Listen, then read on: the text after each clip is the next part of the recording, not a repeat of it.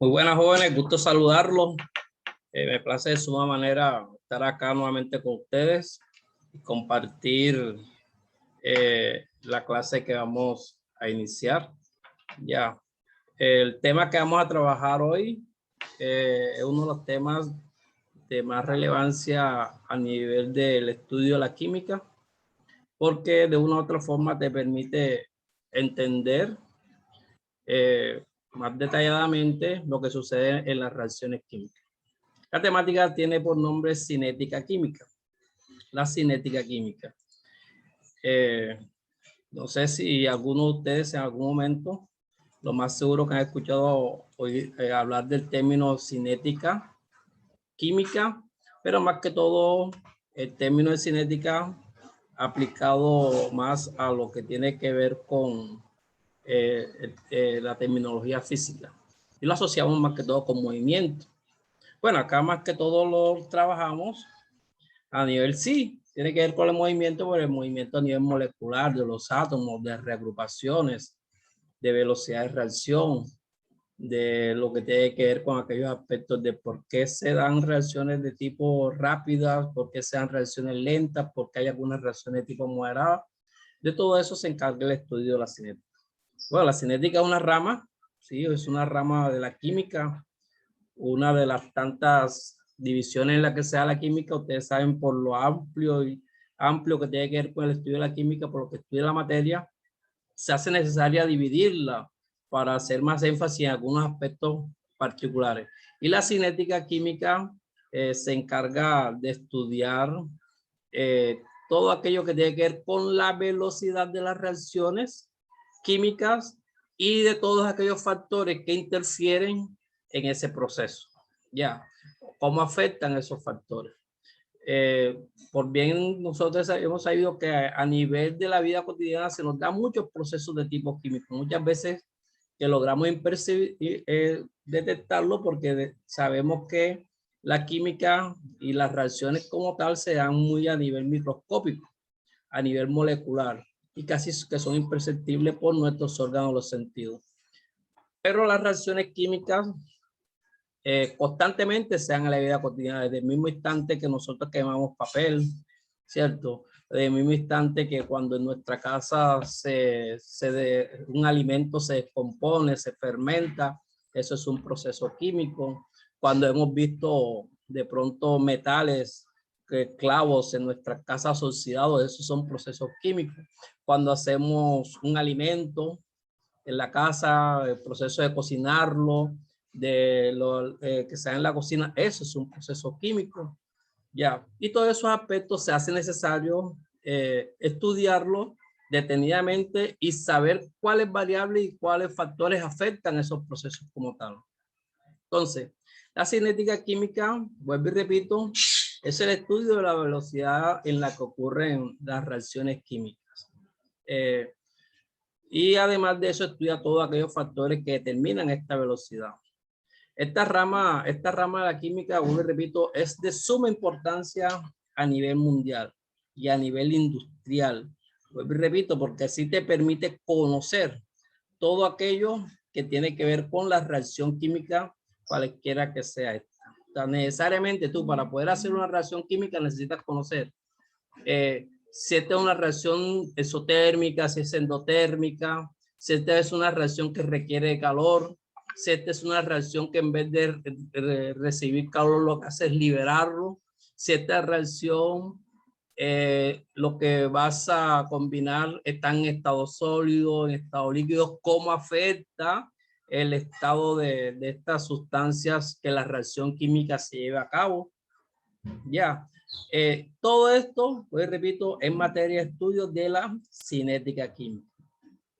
Entonces, dicho esto, les repito que el estudio de esta temática nos va a permitir explicar las diferencias entre las velocidades de las reacciones, entender el concepto de cinética química como tal y su importancia. Ya, y reconocer algunas reacciones químicas de por qué son lentas, por qué son rápidas, como tal.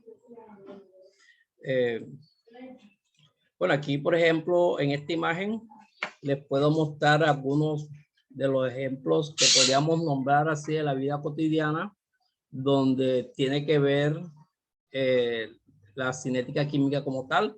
Aquí podemos ver una reacción rápida, cuando se enciende un cerillo, un fósforo, como nosotros normalmente lo llamamos, o por ejemplo una reacción que es lenta, que dura muchos días, a veces meses, dependiendo de las condiciones en las cuales esté, como es la oxidación de un metal. En este caso estamos observando aquí un tornillo. Ya, entonces aquí entra a jugar lo que les comentaba de la naturaleza de la sustancia. Por ejemplo, no es la misma velocidad con que se oxida un tornillo de hierro, por ejemplo, que la forma como se oxida un tornillo hecho en otro metal, por ejemplo, en aluminio. Ya, ¿por qué? Porque las propiedades y características de cada uno de estos metales son diferentes. Por tal razón, la forma como interactúan los átomos, esto con el oxígeno, va a ser de manera diferente. Entonces, es aquí la importancia de conocer la cinética química de cada reacción química. Ahí podemos ver también reacciones de tipo moderada. No sé, podríamos dar, por ejemplo, unas que se dan en la naturaleza que demoran mucho tiempo, como es, por ejemplo, el mismo proceso que conocemos por el cual se originó el petróleo, la teoría que sustenta que fue producto de la descomposición de la materia orgánica que quedó atrapada sobre el subsuelo por la acción de la presión, la temperatura. Entonces originó el petróleo. Bueno, es un proceso químico que duró muchísimos años. Ya, entonces reitero, eso hace parte de este estudio. Bueno, aquí nuevamente les comparto el concepto, ya se lo había comentado.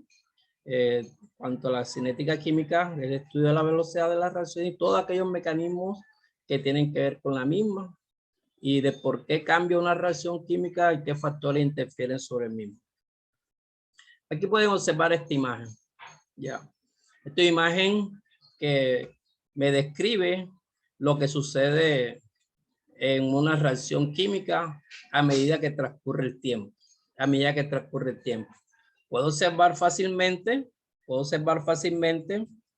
que hay unas moléculas, hay unos átomos que están en un estado inicial, unos reactivos, por ejemplo, en este caso están de color negro, color oscuro, pero si nos damos cuenta, a medida que va transcurriendo el tiempo, estas moléculas o átomos que están en color van cambiando, van transformándose en otra sustancia. En este caso, la coloración que toma es la coloración roja. Entonces, estamos hablando de unos reactivos, A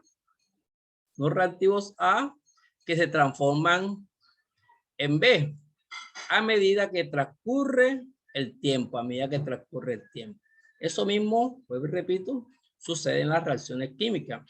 Dependiendo entonces de los factores que interfieran en esa reacción química, entonces categorizaremos o clasificaremos esa reacción como rápida, lenta o moderada. Ya.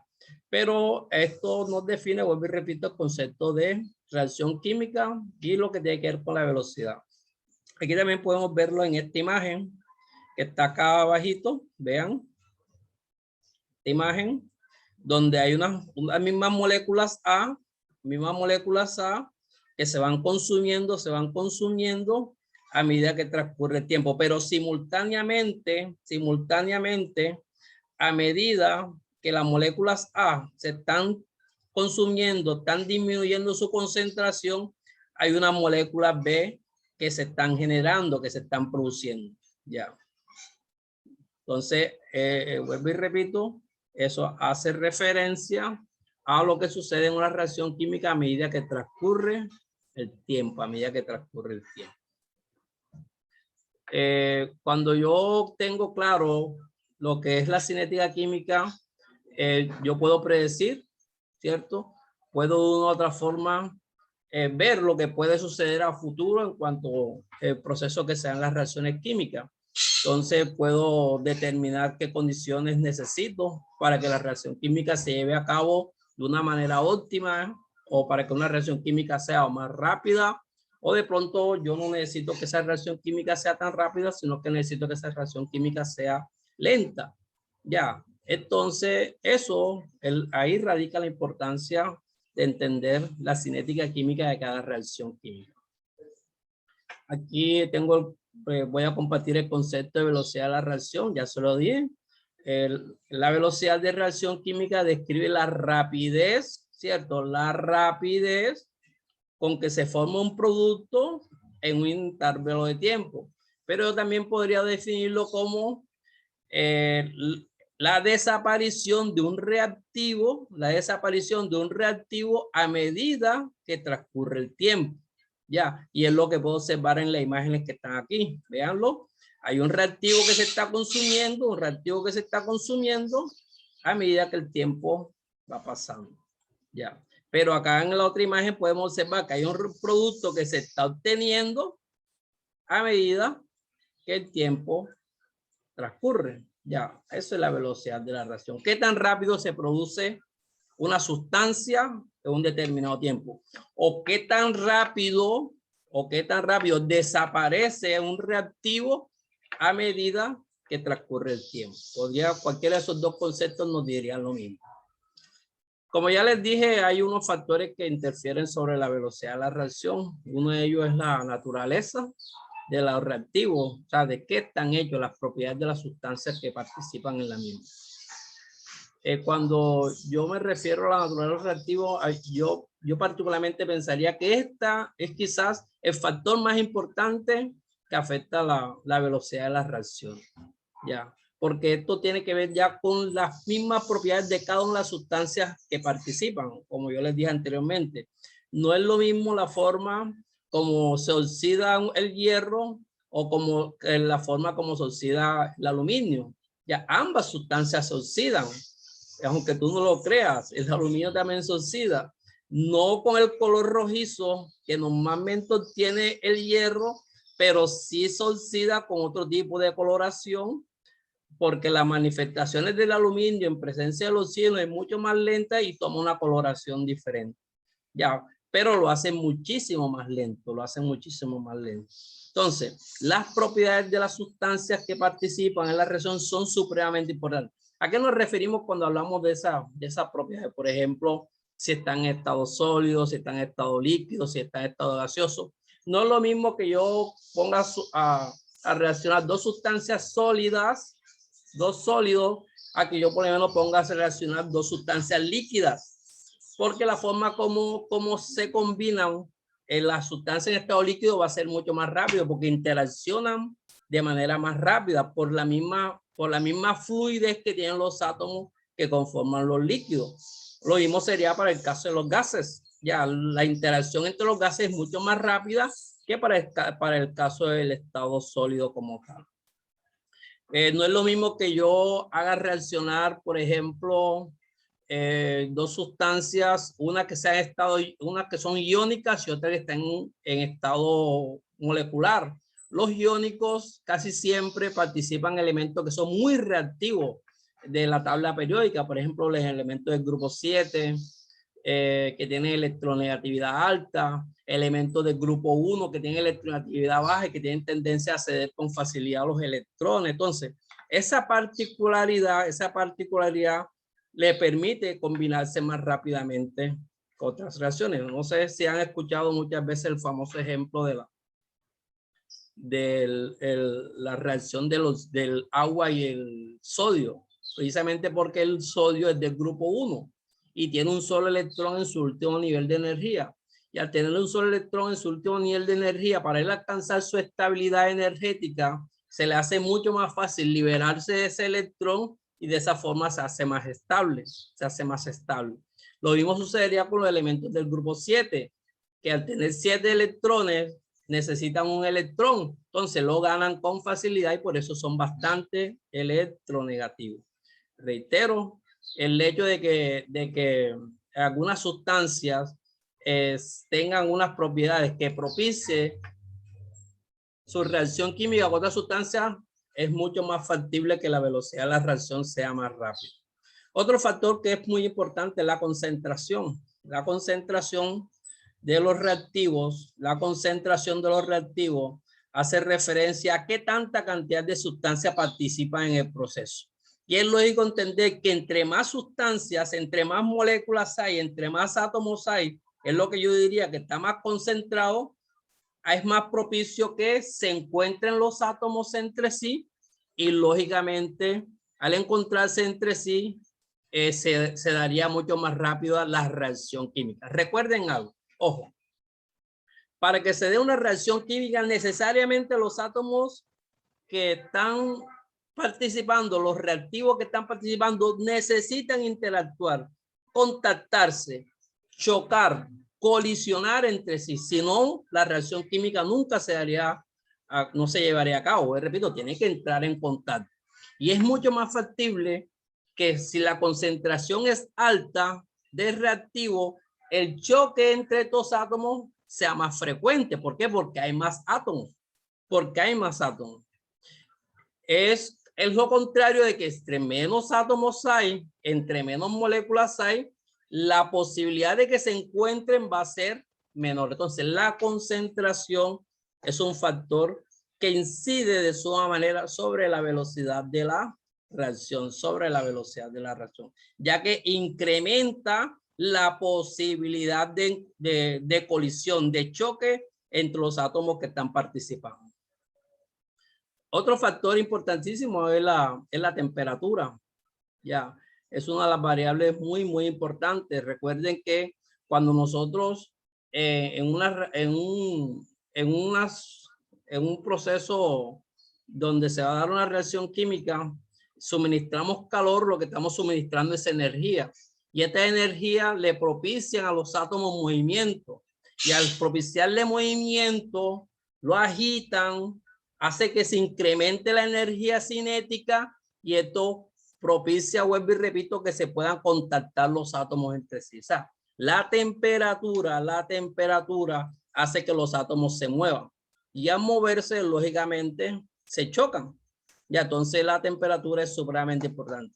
Nosotros tenemos un hábito, por lo menos a nivel de nuestro hogar, y es muy común que los alimentos los refrigeremos, pero es en parte en eso, porque los átomos, cuando están refrigerados, estos alimentos se vuelven, el movimiento es casi nulo.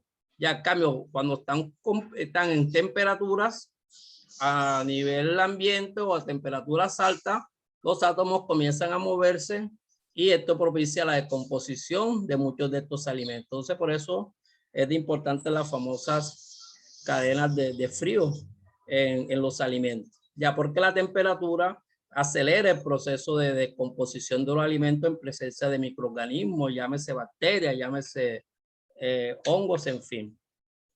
Otros factores son los catalizadores. Un catalizador es una sustancia química que cuando se da una reacción química, en muchas reacciones químicas se utiliza, no todas necesitan catalizadores. El catalizador lo que hace es que en muchos casos acelera la velocidad de la reacción, o en algunos casos disminuye. Pero lo que le quiero entender es que estas sustancias químicas interfieren en la velocidad de la reacción, más sin embargo ellas no participan en el producto que se quiere obtener. El proceso donde se utilizan catalizadores se conoce con el nombre de catálisis. Entonces un catalizador lo que hace es que brinda un camino más corto para que la velocidad de la reacción sea mucho más rápida. Entiendan algo.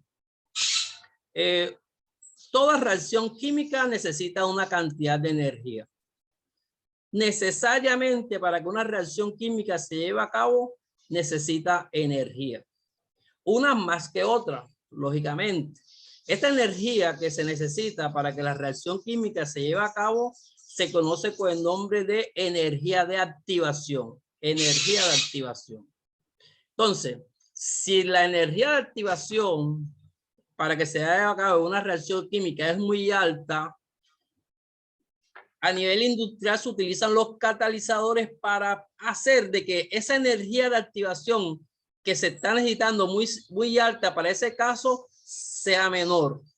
Ya, porque el catalizador propicia precisamente eso, que la cantidad de energía que se requiera para que el proceso se lleve a cabo sea muchísimo menor, entonces la velocidad de la reacción es menor, ya, es menor, ya. Ese para el caso de catalizadores positivos. Hay algunos casos donde lo que se utiliza son catalizadores negativos. Por lo menos en el caso nuestro, en nuestro organismo, nosotros tenemos unos catalizadores biológicos que se conocen por el nombre de enzimas. También se le conoce como biocatalizadores.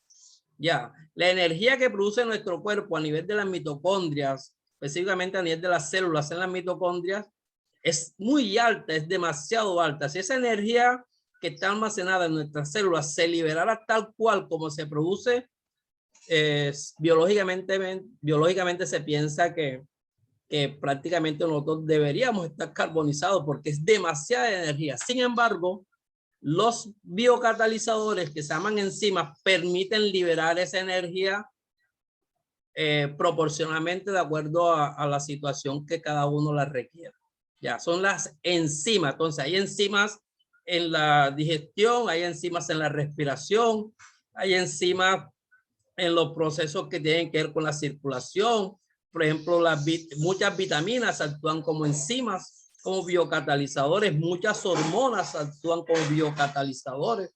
Ya, y se requieren en nuestro cuerpo para regular muchos procesos. Entonces, los catalizadores son reguladores, controlan la velocidad de la reacción química y son muy usados a nivel industrial, a nivel de fábrica y en nuestro organismo para regular los procesos mismos. Aquí pueden observar una imagen y les puedo mostrar esta imagen donde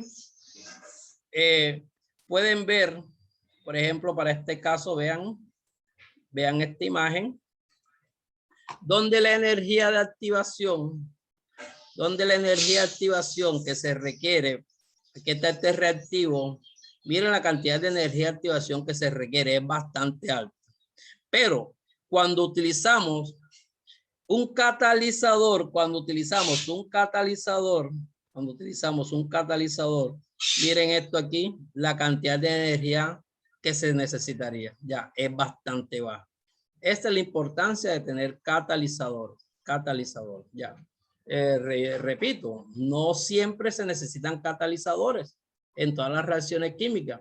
Entonces, ¿cómo identifica uno que una reacción tiene o no catalizadores? Por ejemplo, si una reacción A con B produce AB, y si sobre la flecha que me está indicando el producto hay, por ejemplo, un elemento químico tipo hierro, por ejemplo, eso quiere decir que tiene catalizador. O de pronto hay otro que es platino, catalizador. O sea, siempre se referencia la presencia de catalizador sobre la flecha que me indica el producto de la reacción, química como tal. Y entonces, eso es claro y clave que lo tengamos presente. Bueno, aquí hay otra información que complementa la parte de los catalizadores. Dice, como les decía anteriormente, no modifican la sustancia que se obtiene. Ellos simplemente participan en acelerar o retardar la velocidad. Sin embargo, no intervienen en el producto como tal. Tanto es que los catalizadores, así como se usan al final de procesos, se recuperan totalmente. Y se modifica el mecanismo de la reacción. Por ejemplo, entonces yo les decía aquí, cuando el catalizador es positivo, hacen que la velocidad, vean, aumente. Pues consiguen que la energía de activación disminuya, ¿cierto? Pero cuando el catalizador es negativo, hace que la velocidad disminuya, pues consiguen que la energía de activación, véanlo aquí, aumente. Hay catalizadores homogéneos, por ejemplo, si están junto con los reactivos, están en el mismo estado, por ejemplo, y todos son líquidos. Entonces hablamos de catalizadores homogéneos, pero en caso tal de que los catalizadores sean distintos a los de la fase, por ejemplo, los reactivos son sólidos y el catalizador es líquido, por decir algo, eso se llaman heterogéneos, ya. Bueno, aquí nuevamente les retomo la importancia de la velocidad de la reacción, que ya se la he nombrado varias veces. Me permite prever qué materias primas necesito, cuáles son los productos que puedo obtener. Me permite potenciar las variables de presión, temperatura que requiero, si colocarle más temperatura, disminuir la temperatura, los valores de presión. Eso es importante entender cuando uno hace estudios de la cinética química. Económicamente hablando, se logran obtener productos de mayor calidad y de forma más efectiva. Además de eso, yo les estaba hablando ahora rato de la teoría de las colisiones. Las teorías de colisiones les hablé en el momento que les explicaba acerca de la temperatura. Hay una teoría que sustenta esto, o sea, que dice que entre más, o sea, necesariamente para que un átomo o moléculas se combinen, necesitan colisionar, necesitan chocar entre sí, necesitan chocar, interactuar. Esta teoría fue propuesta por dos científicos, uno fue William Lewis, el otro fue Max Strauss, que de una u otra forma cualitativamente y cuantitativamente demostraron ese fenómeno y es bastante pertinente tenerlo en cuenta. Dice que las reacciones químicas se producen mediante choques entre los átomos, moléculas o iones que constituyen los reactivos, provocando la ruptura de los enlaces. ¿Cierto? Lógico, cuando esos átomos se rompen los enlaces, hay una reorganización espacial de esos átomos, se reagrupan y forman sustancias nuevas. Y es lo que conlleva a generar una nueva especie química o una nueva sustancia química, como siempre lo hemos dicho. Ya, entonces, esa teoría se conoce con el nombre de teoría de las colisiones, esta teoría de las colisiones, lógicamente, lo que les comentaba, que entre más temperatura permite más movimiento. Esta teoría de las colisiones se basa en varios aspectos. Una, que las moléculas deben chocar o átomos deben chocar entre sí. Si no, no se puede dar. Otro que sustenta es que ese choque debe ser eficaz. Eficaz significa que tienen que tener la orientación adecuada. Miren la imagen que les estoy mostrando acá. O sea, no es chocar por chocar. Ya, por lo menos este sería un choque eficaz. Miren la orientación que tienen, y este otro sería un choque ineficaz, donde las dos moléculas no están interactuando, sino que interactúa una sola, mientras que la otra queda ahí como que aislada. Es lógico que esa reacción química no se va a llevar a cabo. Entonces, esta no es la manera de que se puedan chocar, ya, eso, porque eso sería un choque ineficaz. Y esta otra sí sería la forma correcta con que se pueda dar. Ojo, también los átomos o moléculas pueden chocar como quieran, pero si no tienen la energía necesaria para que se dé el proceso, no va a darse la reacción química. O sea, necesita tener la energía de activación requerida para que el proceso sea. Tal vez, por lo menos hay casos de como cuando se enciende un cerillo, cuando se enciende un fósforo. Ellos requieren una energía mínima, porque después el resto de la reacción química la genera la misma energía del mismo proceso exotérmico que se está dando. Ya, entonces hay algunas reacciones que necesitan poca energía, mientras que hay otras que requieren de mucha más energía, pero sí todas necesitan de una cantidad de energía adecuada, una cantidad de energía. Esta otra imagen que me representa lo que les mostraba anteriormente, cómo sería un choque eficaz. Miren, un choque eficaz, véanlo clarito, mientras que acá sería, esto demuestra un choque ineficaz totalmente, un choque ineficaz. Entonces, así no se combinan, mientras que esta sería la forma correcta. Aquí voy a mostrarles un video que también nos ayuda a comprender en parte lo que sucede en esta parte aquí. Déjenme mostrarles el video.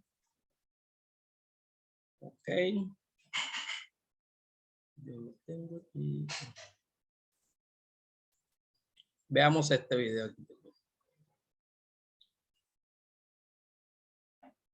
Este proceso me describe la forma como se da la reacción química cuando se descompone el monóxido de mercurio.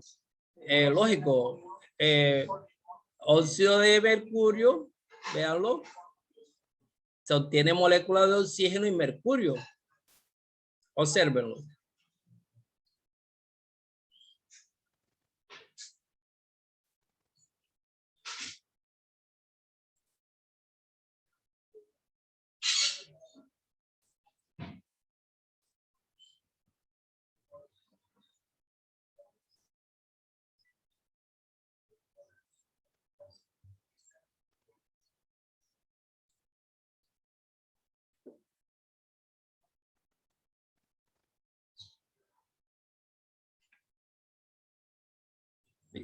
Se le suministra calor, miren, se le suministra calor.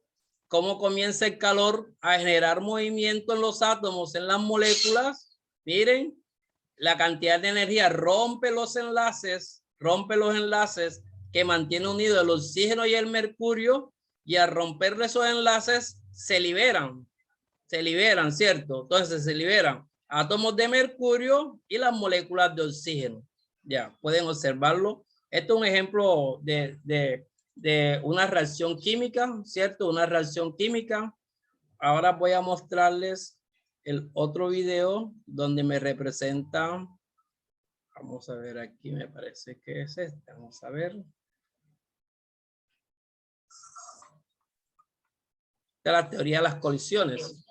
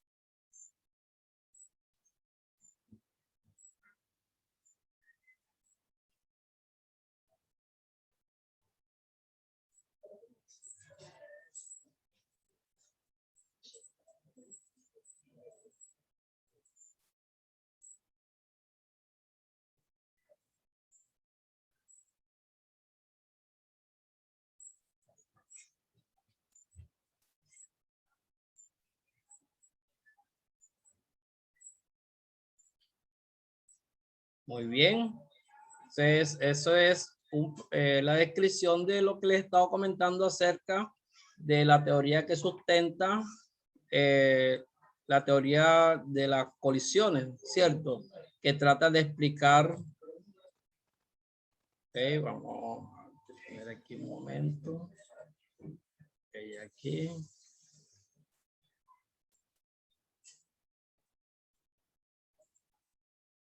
Aquí un momento. Listo, pues. Seguimos. Espero que esté todo bien clarito. Nos estemos comprendiendo de acuerdo a lo que le estoy compartiendo y le estoy explicando acá. Entonces, miren. Aquí. Ok. Bueno, aquí hay uno de los aspectos que es muy importante que hablemos acá, es que hay unos tipos de reacciones que son muy comunes, que son las exotérmicas y las endotérmicas.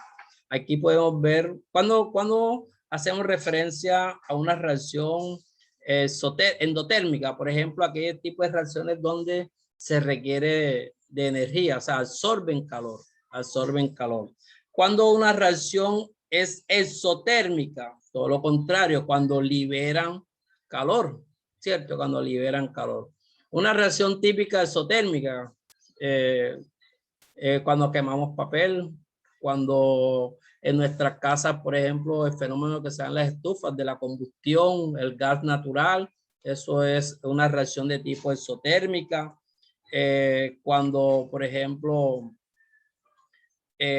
ahora rato le hablé de un ejemplo del sodio con agua, es una reacción muy instantánea, muy explosiva, eso libera mucho calor.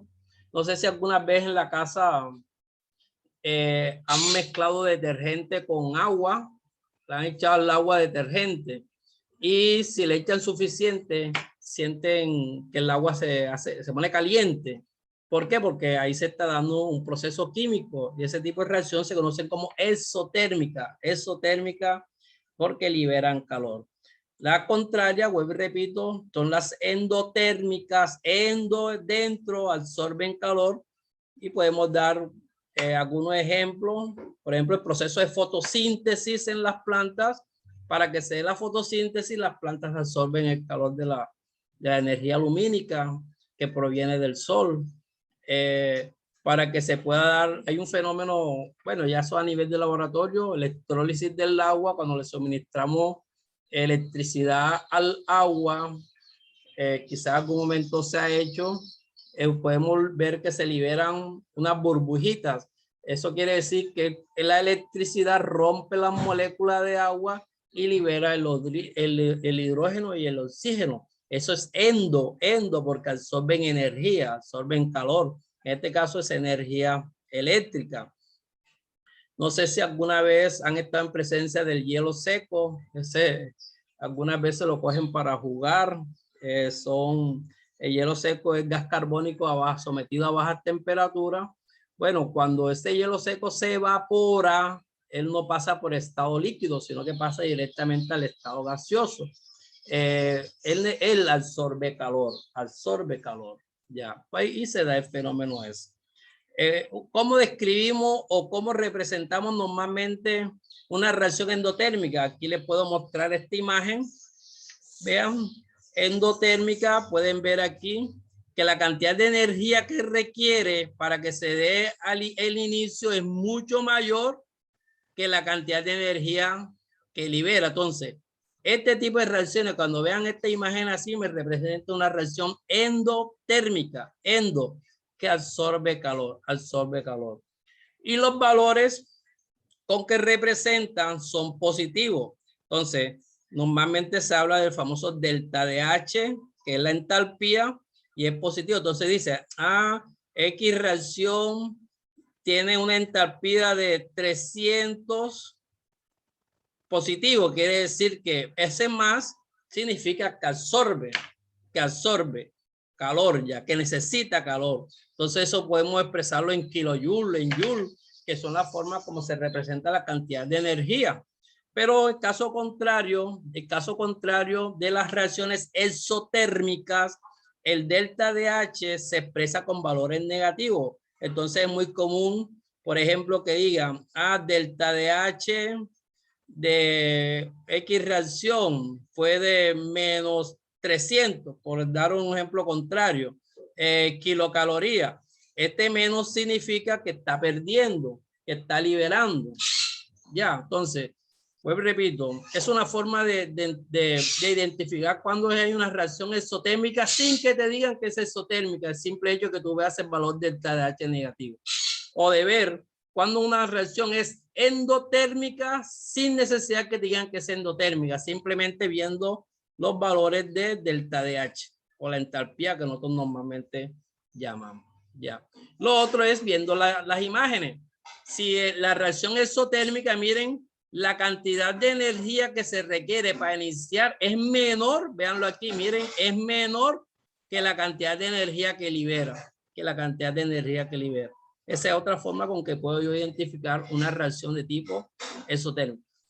¿Por qué le estoy hablando de endotérmica y de exotérmica? Simple y llanamente porque, pues repito, en cinética necesitas saber si los reactivos, las sustancias que tú vas a combinar requieren calor o simplemente liberan calor. ¿Por qué? Porque si tú no manejas eso puede causar un accidente.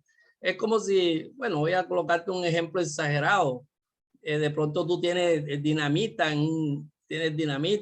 y quieres hacerla combinar con otro, pero si tú sabes, tienes claramente que lo que tienes en la mano no tiene que ponerle calor, eso hace parte de la cinética, pero si tú desconoces de eso y lo pones en presencia de calor, vas a sufrir un accidente bastante lamentable.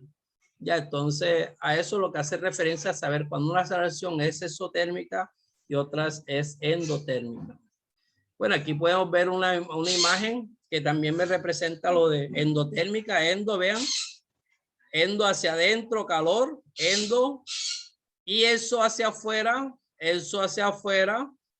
calor, ya, exotérmica y endotérmica. Aquí hay algunas diferencias que ya se las nombré, en cuanto a reacciones exotérmicas y endotérmicas, y podemos verlas, ya. Bueno, aquí es lo mismo que les decía anteriormente, vean, la cantidad de energía que se requiere en la exotérmica es menor que la cantidad de energía que libera eso. En cambio, la endo necesita mucho más que la que libera, ya que la que libera. Ojo con esa parte. Recuerde que eso estamos hablando de energía de activación. La importancia es saber si los compuestos son endoexotérmicos, recibe que si no se conocen sus propiedades, entonces no se podrá hacer reacciones con seguridad, lo que les comentaba ahora mismo. O sea, por seguridad hay que tener bien claro, porque después todo, como lo voy a explicar en el otro tema que viene de equilibrio, si tú conoces cuándo es exotérmica o endotérmica, sabes qué tanto calor o qué cantidad de calor requiere para que el proceso se lleve a cabo. Si no conoces eso, vas a estar ahí como que dando paso de gente ciega y sin saber qué estás haciendo. Vean, aquí está la imagen. Exotérmica, endotérmica. Ok. Podemos observar claramente. Bueno, esto es lo que tiene que ver con la parte de cinética química. La parte de cinética química, espero que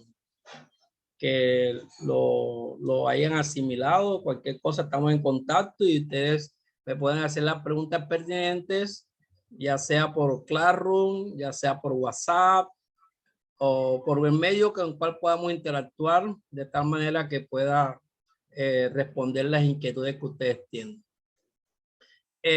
Ahora voy a hablarles de otro tema que tiene que ver con la cinética química, que se llama equilibrio químico. Equilibrio químico, y también es supremamente importante entenderlo. Ya.